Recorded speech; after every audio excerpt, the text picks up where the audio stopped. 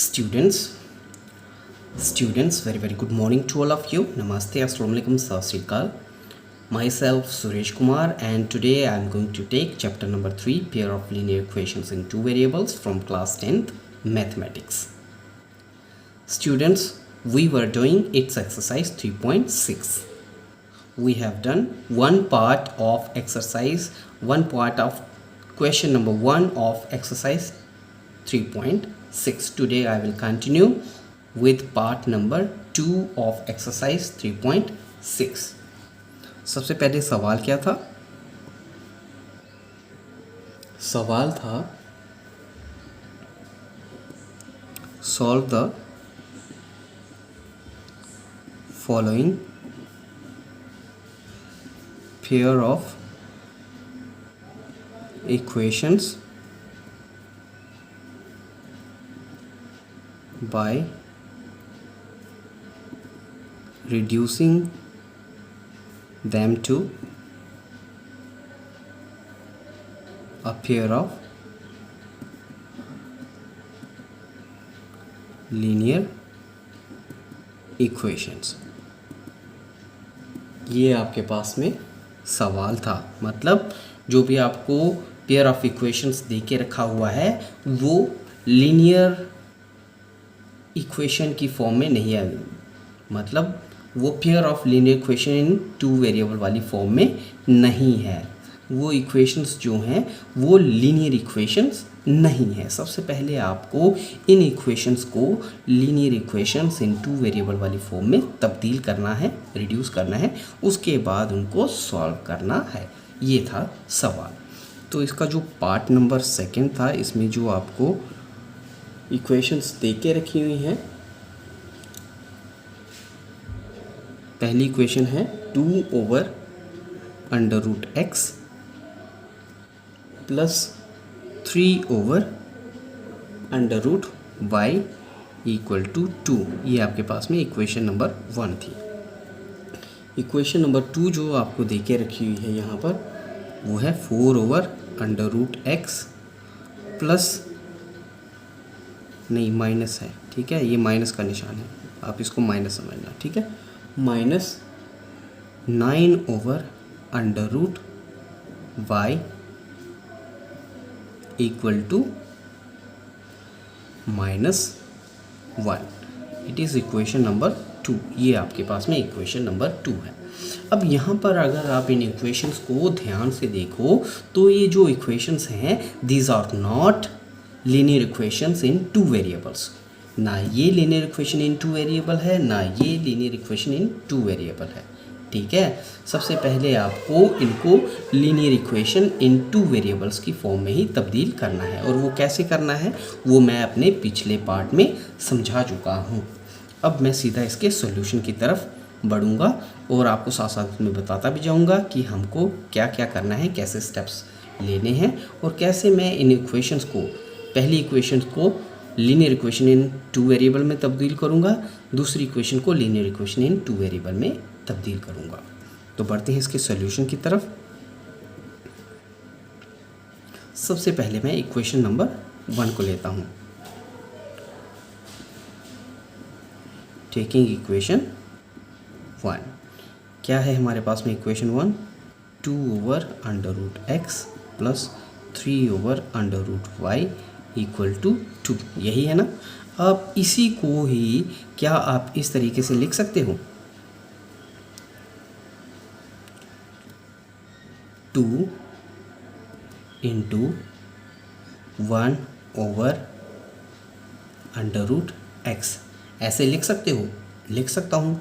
अरे भाई कुछ भी फ़र्क थोड़ी ना पड़ रहा है. देखो 2 × 1 करोगे तो 2 ही आएगा, और नीचे डिनोमिनेटर में √x तो है ही, ठीक है. तो मैं इसी 2/√x को 2 × 1/√x लिख सकता हूँ, ठीक है, जैसे मैंने पिछले वाले पार्ट में भी किया था, ठीक है. लिख लिया. आगे क्या है? प्लस का निशान, प्लस का निशान. ये क्या है? 3/√y. इसी को मैं लिख सकता हूँ ऐसे 3 × 1/√y ऐसे लिख सकता हूँ. लिख सकते हैं, ठीक है, लिख सकता हूँ ना, लिख सकता हूँ, कैसे, 3 इंटू 1 करोगे तो 3 ही आएगा, और डिनोमिनेटर में y तो है ही, तो ये 3/y ही बनेगा, 3/y ही बनेगा। तो 3/y को मैं 3 इंटू 1/√y लिख रहा हूँ, यानी कि कुछ मॉडिफिकेशन कर रहा हूँ इसके बीच में, कुछ चेंजेस कर रहा हूँ इक्वेशन के बीच में। इतना करने के बाद में अब आप इतने से हिस्से को 1/√x और 1/√y इसको a और b मान लो। Let 1/√x is equal to a, जैसा मैंने पहले माना था, एक वेरिएबल वाली फॉर्म में हो जाए, है ना, और ये वेरिएबल न्यूमरेटर के साथ में लगे, तभी तो ये इक्वेशन जो है वो लीनियर इक्वेशन इन 2 वेरिएबल बन पाएगी। ठीक है, तो वेरिएबल्स जो हैं वो न्यूमरेटर की फॉर्म में आने चाहिए, डिनोमिनेटर में नहीं। उसी के लिए ही मैं ये मॉडिफिकेशन कर रहा हूँ। तो 1/√x को मैं a मान रहा हूँ एंड 1/√y को मैं b मान रहा हूँ। अगर इसी वैल्यू को मैं इस इक्वेशन के बीच में पुट करूं तो यही इक्वेशन क्या बन जाएगी, 2 इंटू क्या बन जाएगी, यही इक्वेशन बन जाएगी। इसी को देख लो, 2 इंटू ए बन जाएगी। ठीक है, क्या बन जाएगी, 2 into a plus 3 into b equal to 2, यही बनेगी नहीं, यही बनेगा।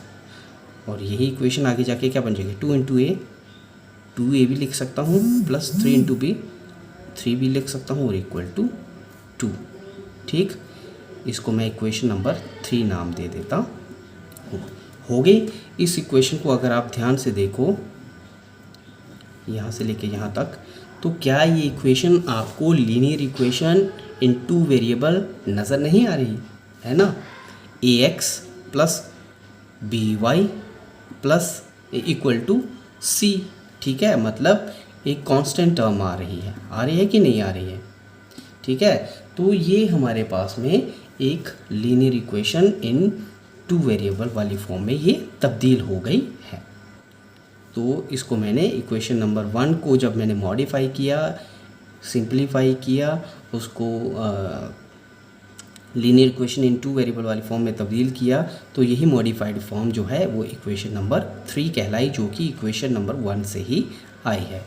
इसी तरीके से मैं इक्वेशन नंबर 2 को भी मॉडिफाई कर लेता हूँ। नाउ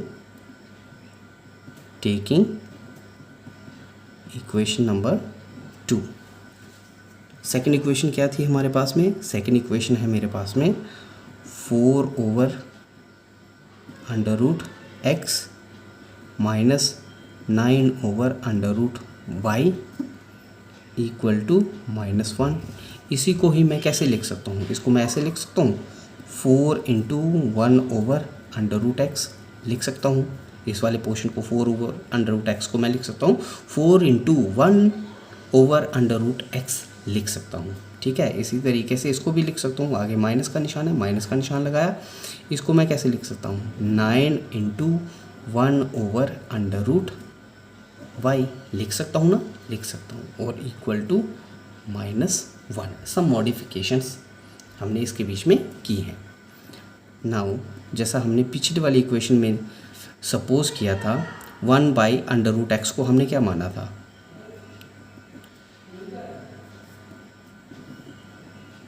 लेट 1/√x को मैंने माना था a एंड 1/√y को मैंने माना था b। यही माना था ना, यही माना था। जब मैं इस वैल्यू को 1/√y की जगह b पुट करता हूँ इस इक्वेशन के बीच में, और 1/√x की जगह a पुट करता हूँ इस इक्वेशन के बीच में, तो यही इक्वेशन मेरे पास में क्या बन जाएगी, ये बन जाएगी 4 इंटू a प्लस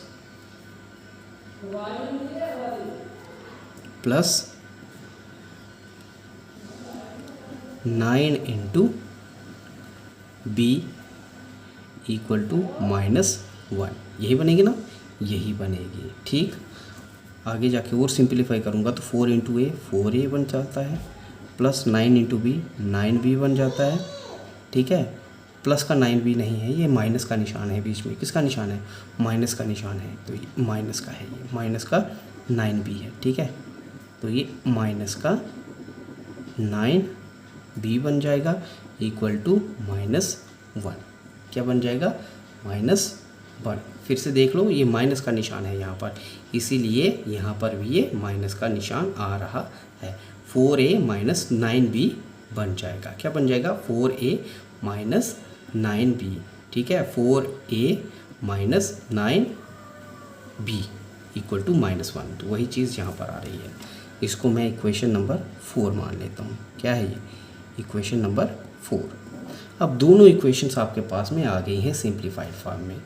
अब आपको क्या करना है? एलिमिनेशन मेथड का यूज़ करके इसको सॉल्व करना है। Now using elimination method, elimination method का मैं यूज़ करने जा रहा हूँ। उससे पहले मैं इक्वेशन 3 और इक्वेशन 4 को लिख लेता हूँ। इक्वेशन 3 जो थी मेरे पास में क्या आ रही थी?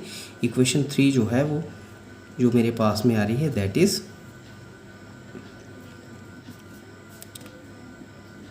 2a + 3b equal to 2। ये क्या थी? इक्वेशन नंबर 3 थी। इक्वेशन नंबर 4 क्या है? इक्वेशन नंबर 4 है 4a - 9b equal to -1। This is equation number 4। क्योंकि एलिमिनेशन मेथड का यूज़ करूँगा तो क्या हो जाएगा इसके साथ, क्योंकि मैं a वेरिएबल को यहाँ पर एलिमिनेट करने जा रहा हूँ, इसीलिए a वेरिएबल के कोफिशिएंट्स के साथ में ही क्रॉस मल्टीप्लिकेशन करूँगा। तो 4a जो कि इक्वेशन नंबर 4 के बीच में आ रहा है, इस 4 के साथ में इस a के कोफिशिएंट 4 के साथ में इक्वेशन नंबर 3 को पूरी मल्टीप्लाई करूँगा, और इक्वेशन नंबर 3 के बीच में a वेरिएबल के कोफिशिएंट 2 के साथ में इक्वेशन नंबर 4 को मल्टीप्लाई करूँगा, ठीक है।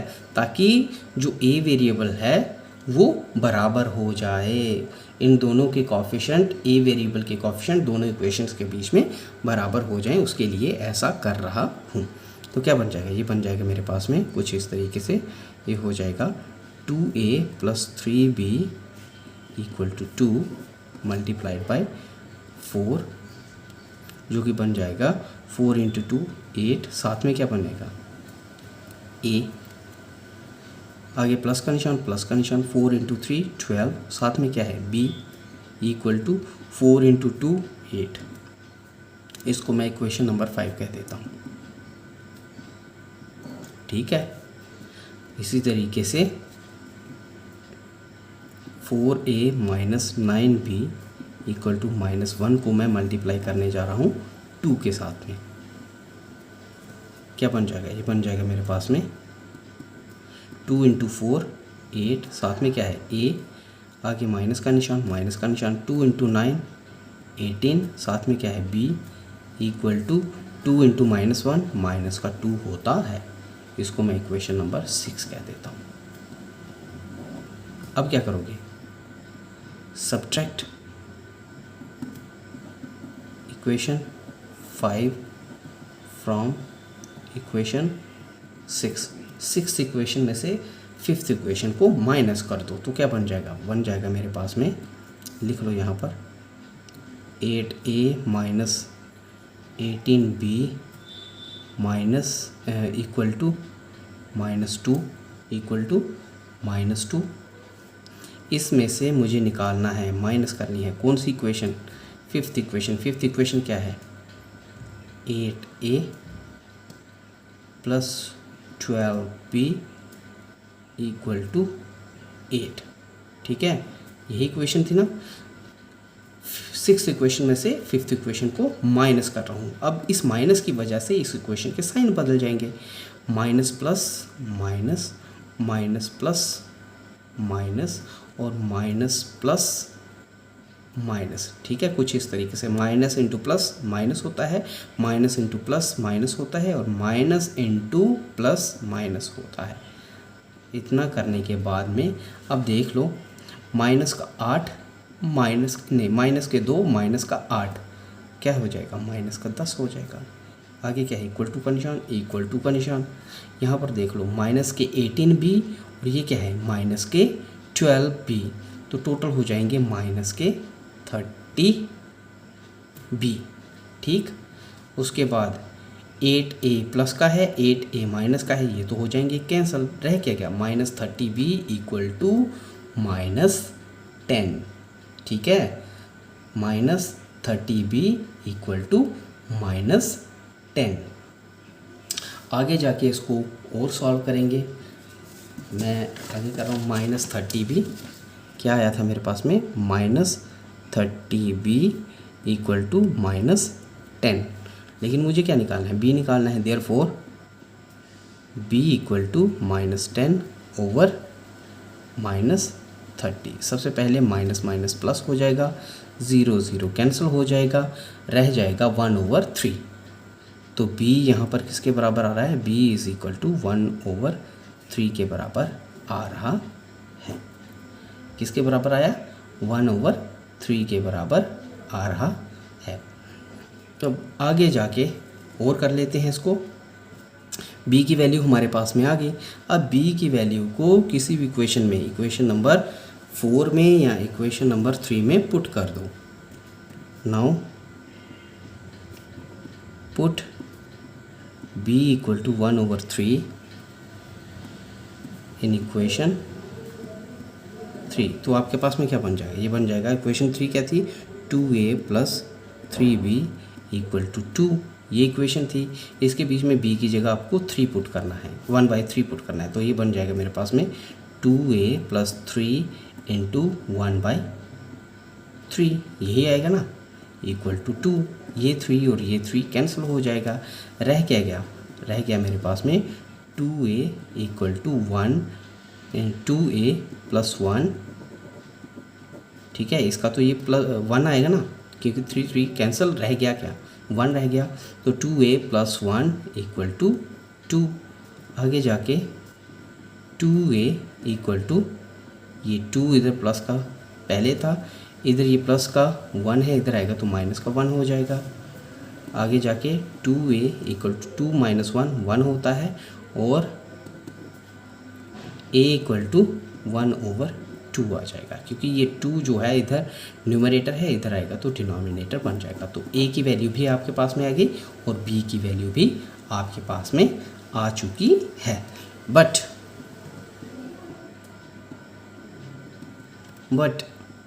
a was equal to 1 over under root, यहाँ पर हमने सपोज किया था ना, a को हमने अंडर रूट क्या माना था, a was equal to 1 over under root x। ठीक है, a is also equal to 1 over 2, 1 over 2 के बराबर भी है। देयरफॉर मैं लिख सकता हूँ 1 over under root x equal to 1 over 2, इसके बराबर भी हो जाएगा ना, ये हो जाएगा। अब कर लो क्रॉस मल्टीप्लिकेशन, क्रॉस मल्टीप्लिकेशन करेंगे तो ये हो जाएगा कुछ इस तरीके से, 2 is equal to under root x, 2 is equal to under root x. लेकिन मुझे x की वैल्यू पता करनी है, ना कि अंडर रूट एक्स की। उसके लिए मुझे क्या करना पड़ेगा, स्क्वेयरिंग ऑन बोथ साइड, दोनों साइड मैंने स्क्वेयरिंग कर दी। स्क्वेयरिंग करने की वजह से क्या हो गया, 2 का square 4 equal to under root x का स्क्वायर करेंगे तो एक x बाहर निकल आएगा। तो x की वैल्यू आ गई हमारे पास में 4, x की वैल्यू क्या आ गई 4। ठीक है, इसी तरीके से अब मुझे y की वैल्यू को भी पता करना है।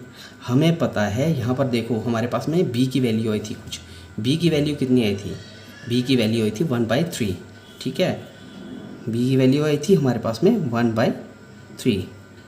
b is also equal to 1 over under root y। ठीक है, इसके बराबर भी था। देयरफॉर मैं ऐसे लिख सकता हूँ 1/√y is equal to 1 over 3। ठीक है, 1 ओवर √y जो है वो 1/3 के बराबर भी होगा, क्योंकि b जो है 1/3 भी है और b ही 1/√y भी है। इसका मतलब 1/√y जो है वो 1/3 के बराबर भी होगा। कर लो क्रॉस मल्टीप्लिकेशन। क्रॉस मल्टीप्लिकेशन करोगे तो कुछ इस तरीके से हो जाएगा, 3 इंटू 1 3 आएगा, और y into 1 under root y into 1 under root y ही होगा। अरे भाई मुझे यहाँ पर y की वैल्यू थोड़ी ना पता करनी है, मुझे तो अंडर रूट वाई की वैल्यू थोड़ी ना पता करनी है, मुझे तो y की वैल्यू पता करनी है। उसके लिए मुझे क्या करना पड़ेगा, स्क्वायर करना पड़ेगा। स्क्वेयरिंग ऑन बोथ साइड, दोनों साइड मैंने स्क्वायर कर दिया। दोनों साइड स्क्वायर करने से क्या हो गया, 3 का स्क्वायर 9 हो जाएगा, और अंडर रूट वाई का स्क्वायर करेंगे तो y आ जाएगा। Therefore y equal to 9। इस तरीके से सॉल्यूशन क्या आ रहा है, therefore x equal to 4 and y equal to 9 जो है इस इक्वेशंस के सॉल्यूशन होंगे। तो स्टूडेंट्स, उम्मीद है ये सॉल्यूशन भी आपकी समझ में आया होगा, किस तरीके से हम इक्वेशंस को लीनियर इक्वेशन इन 2 वेरिएबल की फॉर्म में तब्दील कर रहे हैं। ये चीज़ें आपको समझ में आई होंगी। देखो इन इक्वेशन को मुझे अगर लीनियर इक्वेशन इन 2 वेरिएबल बनाना है तो उसके लिए मुझे एक चीज़ करनी है कि ये जो वेरिएबल है वो न्यूमरेटर के फॉर्म में आना चाहिए। ठीक है, जो भी है वो वेरिएबल जो है वो न्यूमरेटर के फॉर्म में आना चाहिए, ना कि डिनोमिनेटर की फॉर्म में। तो वही चीज़ मैं यहाँ पर कर रहा हूँ। मैं कुछ इस तरीके से मॉडिफिकेशन कर रहा हूँ इक्वेशंस के बीच में कि जो भी नीचे डिनोमिनेटर की फॉर्म में हमारे पास में वेरिएबल आ रहे हैं उनको मैं न्यूमरेटर वाली फॉर्म में तब्दील कर रहा हूँ। ठीक है, इस तरीके से मॉडिफिकेशंस करके मैं उनको रिड्यूस कर रहा हूँ इक्वेशंस को लीनियर इक्वेशंस इन 2 वेरिएबल्स की फॉर्म में, और उसके बाद उनको सॉल्व कर रहा हूँ। उम्मीद है ये सॉल्यूशंस जो हैं आपकी समझ में आए होंगे। तो प्यारे बच्चों, आज के लिए इतना ही। कल हम फिर हाजिर हो जाएंगे इन्हीं एक्सरसाइजेस के अगले पार्ट्स को लेकर के। तब तक के लिए शुक्रिया, थैंक यू।